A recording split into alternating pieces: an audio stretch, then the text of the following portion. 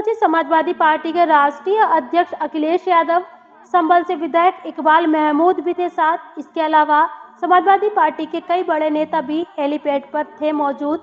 Helipad पर लोगों ने जिया उर रहमान को टिकट देने के नारे लगाए।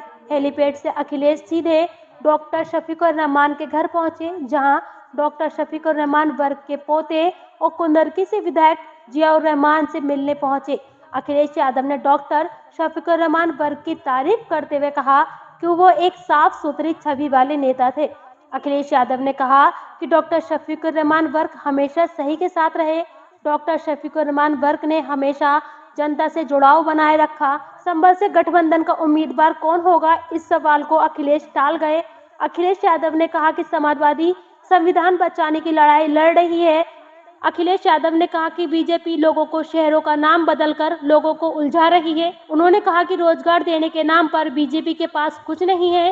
रोज तमाम पेपर लीक हो रहे हैं और नौजवान परेशान किए जा रहे हैं, लेकिन सरकार चुप है। अखिलेश यादव ने आरोप लगाया है कि आगरा की मेट्रो समाजवादी पार्टी की देन है, लेकिन श्रेय बीजेपी ले रही है। ये पार्टी उनके परिवार के पक्ष में है और आने वाले समय में फैसला भी लेंगे पार्टी। क्या उलेमा ने और जनता ने ऐलान किया है कि जिया उर रहमान वर्ग को चुनाव लड़ाया जाए, और उन्होंने एक तरफ मैयत रखी थी, दूसरी तरफ वोट डाल रहे थे। इस वफादारी के बाद क्या उनको ये इनाम मिलेगा? ये आपको नहीं सोचना है, उन्हें और हमें और परिवार के लोगों को सोचना है।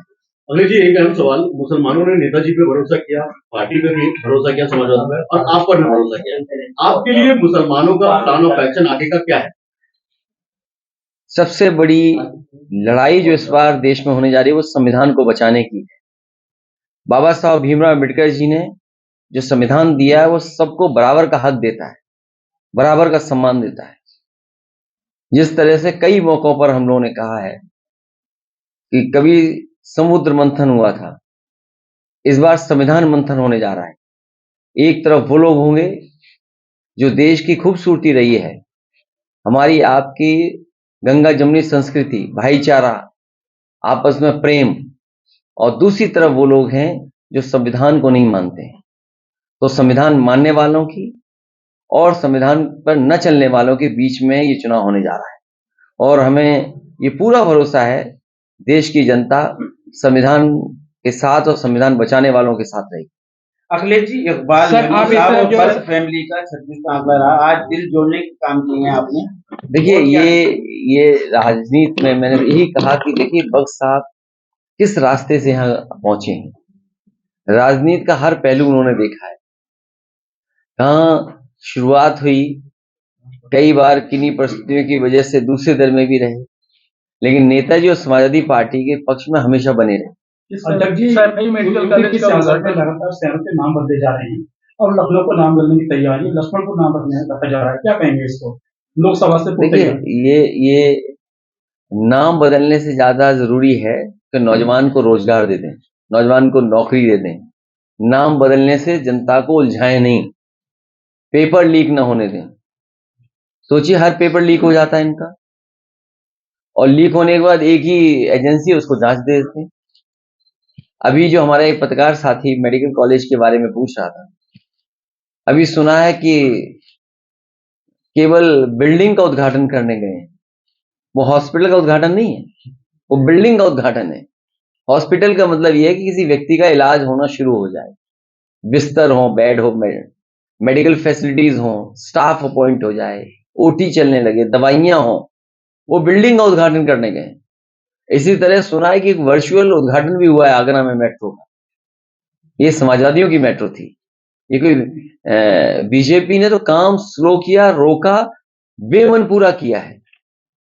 जितना भी आगरा का अलाइनमेंट किस तरफ से किस तरह जाएगी, कहां पर क्या बनेगा, ये पूरा समाजवादियों के सरकार में फैसला हो गया था, वही मेट्रो का वर्चुअली उद्घाटन किया। जैसे नाम बदले जा रहे हैं तो इसके मायने क्या है कि मतलब ये लक्ष्मण को नाम रखा जाए? शफीकुर रहमान बख्श साहब पार्टी के प्रति हमेशा मजबूती के साथ खड़े रहे। उनके ना रहने पर न केवल समाजवादी पार्टी के लोगों को दुख है, बल्कि उनके लाखों लाख साथी, सहयोगी, मददगार, परिवार के लोग बहुत दुखी रहे।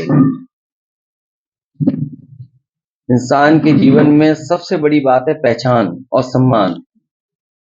उनके ना रहने पर जिस तरीके से जनता ने सम्मान दिया है, ये बहुत कम लोगों को मिलता है सम्मान। जीवन भर जिसने सेवा की हो, मदद की हो, तभी इसी तरह का प्यार मिल सकता है और सम्मान के साथ जनता आ सकती है। वो उस कड़ी और उस पीढ़ी के नेता थे जो कभी कोई बात छिपाते नहीं थे। अपनी राय, अपना सुझाव या अपना तर्क बहुत स्पष्ट रूप से कहते थे। कई मौके आए जब उन्होंने अपने लोगों की बात रखी। हो सकता है कुछ लोगों को ना पसंद आई, लेकिन कम से कम वो ऐसे व्यक्ति थे जो अपने लोगों की बात बहुत सफाई से रखते थे। वो कभी कौन नाराज होगा, कौन क्या सोचेगा, इसके बारे में कम सोचते थे, बल्कि जो बात सही होती थी वो ज्यादा महत्वपूर्ण समझते थे। लोकसभा में भी मैंने उनको देखा। कई मौकों पर विपक्ष के लोगों ने आवाज बुलंद कर करके उन्हें दबाने की कोशिश की, लेकिन मैंने अपने आगे देखा, आंखों से देखा कि वो किसी के दबाव में नहीं आते थे। जो बात उन्हें कहनी होती थी वो कह के रहते थे। तो ऐसे नेता को हम लोगों ने खोया है। वो अपने जीवन भर मेहनत कर करके बहुत बड़ी राजनीतिक विरासत इस परिवार को देके गए। इस परिवार को एक बहुत बड़ी पहचान देके गए, जहां वो कई बार विधायक रहे, सांसद रहे, कई दलों में रहे हों। आखिरी में समाजवादी पार्टी में भी थे, पहले भी समाजवादी पार्टी में थे और दल में भी होके आए, लेकिन जनता के प्रति और जनता से जुड़ाव हमेशा बना के रखा उन्होंने। हमें उम्मीद है ये परिवार जो राजनीतिक विरासत बख्श साहब देके गए उसको लेकर के जाएंगे, उसको और संभालेंगे और सजोएंगे और इस विरासत को आगे ले जाने का काम करेंगे। ये परिवार वालों से वोट लेंगे तो बीजेपी ये तय करे कि परिवार वालों को टिकट नहीं देनी, ये भी तय करे कि जो परिवार वाले हैं उनसे वोट मांगने नहीं जाएंगे। आप परिवार वाले हो कि नहीं हो जी, तो आप परिवार वालों से सवाल मत पूछो। वो कह रहे हैं पूरा देश मेरा परिवार है, तो हमारा नहीं है देश परिवार।